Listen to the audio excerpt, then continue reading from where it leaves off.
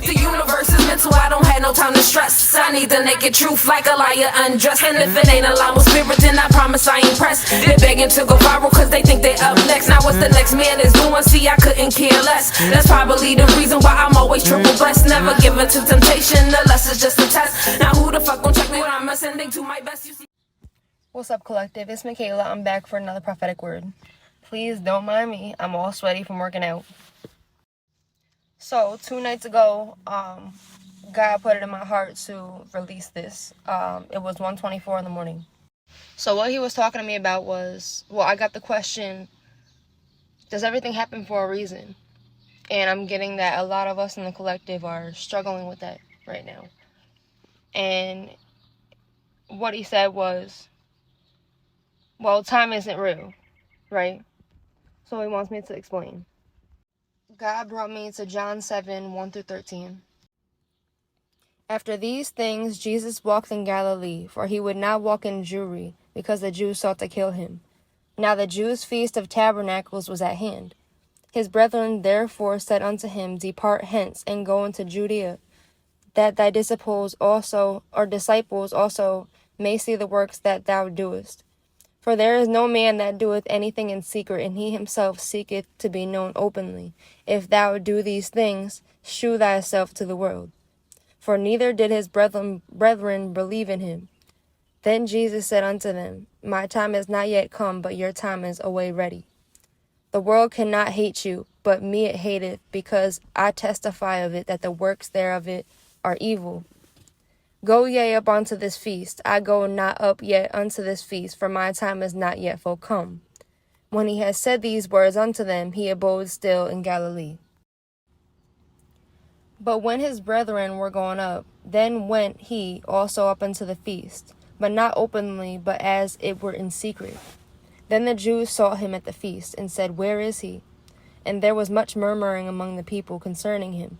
For some said, He is a good man. Others said, Nay, but he deceiveth the people. Howbeit no man spake openly of him for fear of the Jews.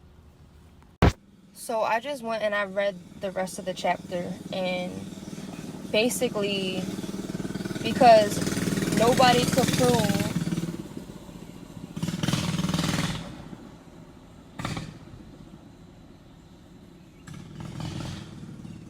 there was a lot of distractions. There was a lot of distractions that were going on in that timing, and I'm getting a lot of quickness, right? So because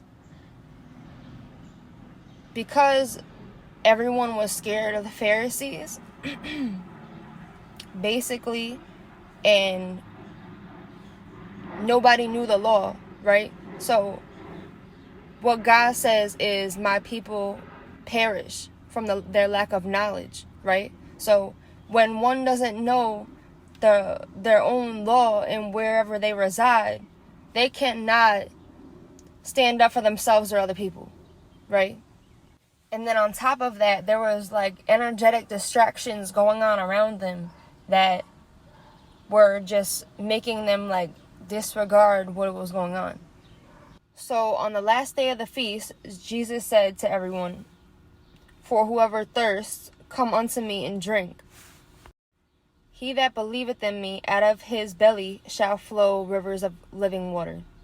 So what he's saying is, anyone that believes in him, believes in God, believes in the word, and that he was there to spread the gospel, they will never be hungry. They will never thirst. They will have the knowledge that they need and the wisdom that they need in order to always have what they need, right? Through Christ.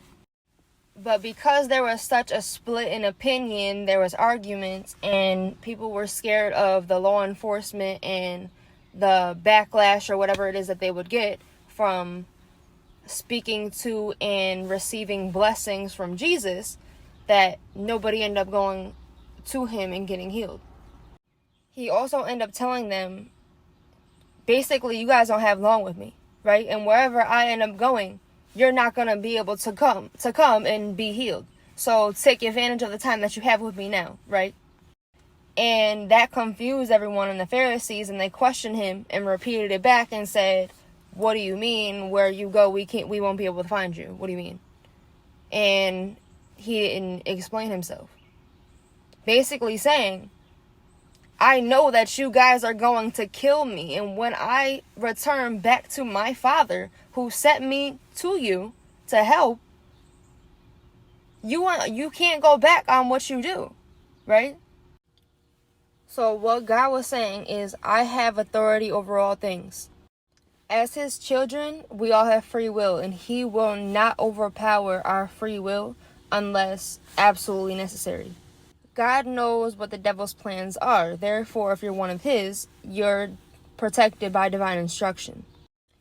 But stepping outside of what God asks of us is what allows possibly our divine protection to be severed, because he will not overpower your free will.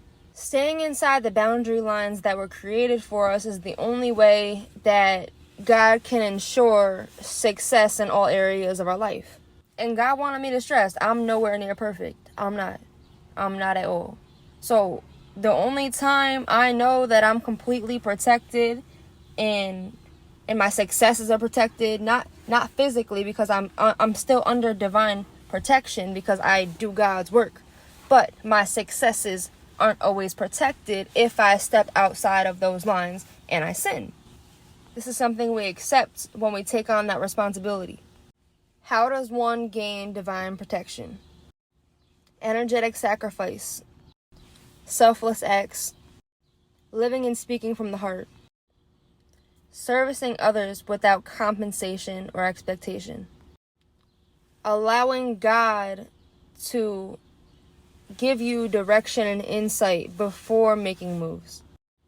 Daily prayer over yourself in your household.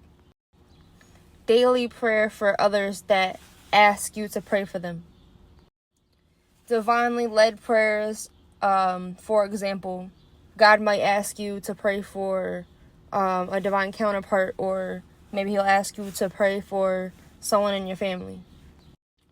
Reading, researching, and learning from divinely led inscription. Allowing yourself to be used as a divine vessel of light. Using us to shed truth in the face of lies. God said everything happens for a reason, because even if it's not what was originally intended, God, for all of their children, make the bad work out for our good. Our own worldly values may influence one another, that our way, the devil's worldly influences, is better, when in fact, God already has it all worked out for us in the spiritual realm. We just have to claim our seat in the kingdom. Peace.